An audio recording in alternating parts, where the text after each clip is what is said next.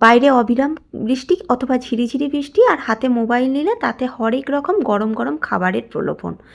এই দেখে আর পারা যায় না। তাই আজকে ভেবেছি গরম গরম নিজেকেও কিছু একটা বানিয়ে খেতে হবে।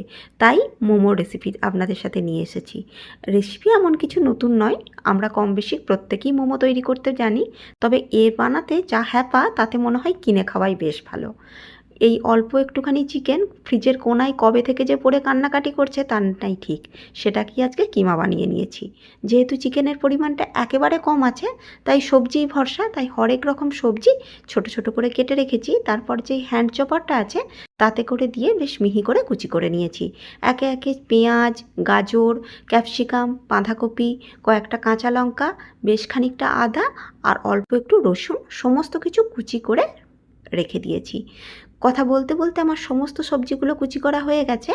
এবার অল্প একটু লবণ যোগ করে ম্যারিনেট করে বেশ খানিকক্ষণের জন্য রেখে দেব, যাতে করে সবজি থেকে জলটা ভালো করে বেরিয়ে যায়।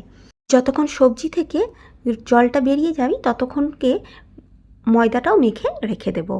নিয়েছি 1 বাটি পরিমাণে ময়দা, তাতে দিলাম স্বাদ অনুযায়ী লবণ আর দিলাম 2 চামচের মতন রিফাইন্ড অয়েল। এবারে অল্প অল্প জল দিয়ে একটা সফট ডো তৈরি করে রেখে দিতে হবে। কথা বলতে বলতে আমার ময়দাটাও মাখা হয়ে গেছে। অপরদিকে সবজি থেকে যে জল ছেড়েছে নাকি সেটা একটু চেক করে নেব। মিনিট 10-15 ম্যারিনেট করে রেখে দিয়েছিলাম, তাতেই দেখতে পেয়েছেন বেশ খানিকটা সবজি থেকে জল ছেড়ে এসেছে। এবারে হাতে করে নিকড়ে নিকড়ে জলটা থেকে সবজিটাকে আলাদা করে নেব। এই জলটা কিন্তু ফেলবো না, এটাই স্যুপ তৈরি করব। অপরদিকে চিকেনটা দিয়ে দিলাম আর দিয়ে দিলাম স্বাদ অনুযায়ী লবণ। লবণের হিসাবটা একটু বুঝে দিতে হবে। আমি আগে সবজিতে দিয়েছি, এখন মাংসের জন্য দিলাম অল্প একটু সয়া সস, আর দিলাম কয়েকটা গোলমরিচকে থেতো করে, আর দিলাম বেশ খানিকটা গরম করা রিফাইন্ড অয়েল। মাখন দিলেই ভালো হতো, তবে আজকে আমার ফ্রিজে মাখনেরও অভাব, তাই রিফাইন্ড অয়েল দিয়েই কাজ সারলাম। এবারে ছোট ছোট লেচি তৈরি করে পাতলা করে বেলে নিতে হবে। এরপর আগে থেকে যেই পুরটা রেখেছি সেই পুরটা দিয়ে দিলাম। এরপর এসেছে সবথেকে কঠিন পার্ট, মানে মোমোকে ভাঁজ করার পার্ট। আমার তো এটাই মনে হয়। আমি পরীক্ষাতেও এতটা ভয় পাইনি, মানে এতটা লেজে গোবরে অবস্থা আমার হয়নি যেটা মোমো তৈরি করতে গিয়ে হচ্ছে। অপরদিকে মোমোটাও বলছে ছেড়ে দে মা, কেঁদে বাঁচি। অপরদিকে মোমোগুলোকে দেখতে পুঁটলির মতনই বেশি মনে হয়েছে। পুঁটলি বা পোঁটলা যাই বলেন না কেন, তেমন করেই আমি পরীক্ষাতে মানে ওই যা হোক করে পাশ করেছি। এবারে মোমোগুলোকে স্টিম করে নেওয়ার পালা।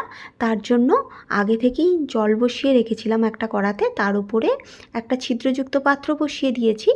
পাত্রটার গায়ে অল্প একটু তেল ব্রাশ করে দিয়েছি, আর একে একে মোমোগুলোকে সাজিয়ে দিলাম।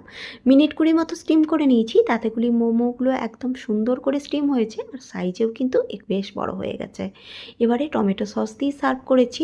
এখন বলবেন টমেটো সস, এত কিছুর পরে একটু টমেটোর চাটনি করা গেল না? না, আমি মোমো করেই ক্লান্ত হয়ে গেছি, আর টমেটো সস দিয়েই কাজ সেরেছি।